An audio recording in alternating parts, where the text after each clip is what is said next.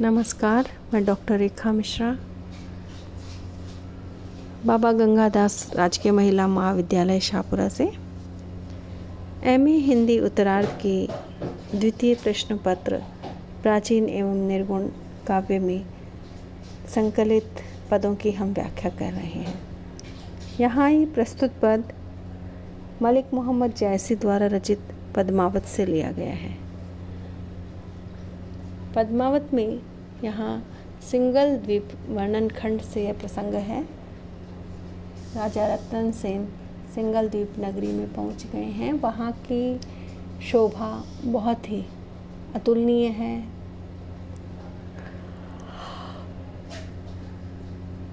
Single द्वीप के महल बहुत ऊंचे और बहुत सुंदर बने हुए हैं। एक अर्थ इन सिंगल द्वीप के महलों का हठयोग साधना के 7 चक्रों से भी लिया गया है। साजा राज मंदिर कैलासु, सोने कर सब धरती आकाशु। सिंगलगढ़ के राजमहल स्वर्ग की जैसे सज्जित किए गए हैं। इन राजमहलों के आंगन और उनकी छत सब सोने से बने हुए हैं। ये ऊंचे ऊंचे महल 7 खंडों में विभाजित हैं और 7 ही खंड इन महलों के बहुत अधिक सज्जित किए हुए हैं। इन महलों को हर किसी राजा के वश में नहीं है कि इस तरह से इनको सजा संवार सके, क्योंकि हर राजा के पास ऐसे महल 7 खंडों में विभक्त ऊंचाइयों तक बहुत ऊंचे और सुंदर कैलाश स्वर्ग जैसे बने हुए महल होना मुश्किल है, और यदि हो तो उन्हें इस प्रकार सज्जित करके रखना भी बहुत ही मुश्किल है। यहाँ हठयोग साधना में यह महल, यह सिंगलगढ़, यह काया है, देह है। हठयोग साधक इनमें जो 7 खंड हैं वह 7 चक्रों को मानते हैं, और जो साधक अपने मन, बुद्धि और इंद्रियों को अपने वश में करके इन 7 चक्रों से युक्त इस देह को संभाल सके, संवार सके, ऐसा कोई राजा हो सकता है। हर किसी के वश की यह बात नहीं है। अभी रुक जा। हीरा ईंट कपूर गिलावा, ओ नग लाई सरग ले लावा। कि यह है सिंगलगढ़, यहाँ का यह राज मंदिर ही। यहाँ हीरे की तो ईंटें लगी हुई हैं और कपूर उसको गला करके यहाँ जोड़ने के लिए लगाया गया है। इसमें भांति भांति के रत्न जड़े हुए हैं जो स्वर्ग से लाए गए हैं। जावत सबे उरेह उरेह, भांति भांति नग लाग उबे हैं। ये इस सिंगलगढ़ की दीवारों पर अलग अलग तरह के चित्र उकेरे गए हैं, बनाए गए हैं, और भांति भांति के अलग अलग तरह के भिन्न भिन्न प्रकार के रत्न उनमें चित्रों के अंदर जड़े गए हैं।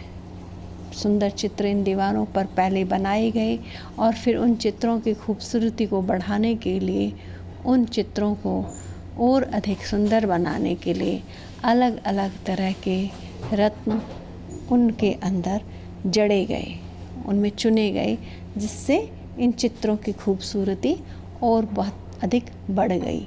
भाग कटाव सब अनवत भांति, चित्र कौरी के पाते ही पाती। कि इन चित्रों को अलग अलग तरह से, विभिन्न प्रकार से, बहुत ही सुंदर तरीके से काट काट करके, उनको तराश तराश करके अलग अलग तरह से ये चित्र उकेरे गए हैं। ये चित्र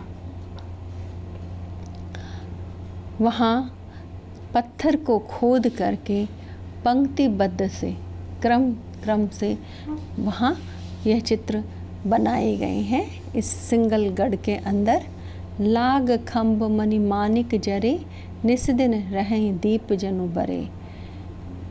सिंगलगढ़ के खम्भे, उनमें मणि और माणिक्य जड़े गए हैं और रात वो मणि माणिक्य रात दिन जगमगाते रहते हैं।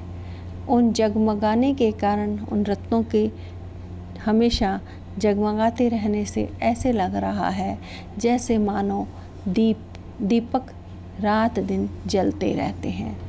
देखी धुराहर कर उजियारा, छप गए चांद सूरज ओ तारा। कि उस सिंगलगढ़ की उज्ज्वलता को देख करके, एक तो बहुत ऊंचाई पर तक बना हुआ है वो, और फिर बहुत ही उज्जवल रंग का बना हुआ है, उसकी उज्ज्वलता को देख करके तो चांद और सूरज तारे भी छिप गए हैं, अर्थात वो भी उसकी उज्ज्वलता के सामने, उसकी चमक के सामने, सिंगलगढ़ की शोभा के सामने उनकी शोभा भी फीकी पड़ गई है। सुना सात बैकुंठ जस, तस साजे खंड सात, बेहर भेहर भाव तस, खंड खंड उपरात। कि ऐसा सुना है कि सब जगह 7 प्रकार के वैकुंठों का यश गाया गया है।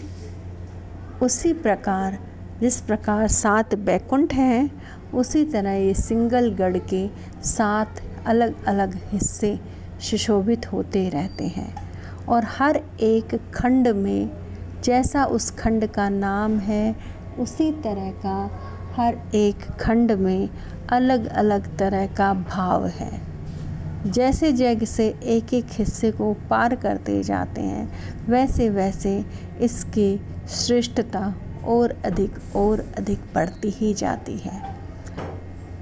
हठयोग साधना में भी ये 7 चक्र बताए गए हैं और 7 चक्रों के भाव अलग अलग हैं और क्रमशः ये एक एक चक्र ऊपर की ओर बढ़ता जाता है और वैसे वैसे भावों की श्रेष्ठता भी बढ़ती जाती है। इस प्रस्तुत पद में हठयोग साधना का प्रयोग हुआ है और उत्प्रेक्षा अलंकार है, अनुप्रास है, उपमा अलंकार है। सिंगलगढ़ का यहाँ अतिशयोक्तिपूर्ण वर्णन किया गया है। धन्यवाद।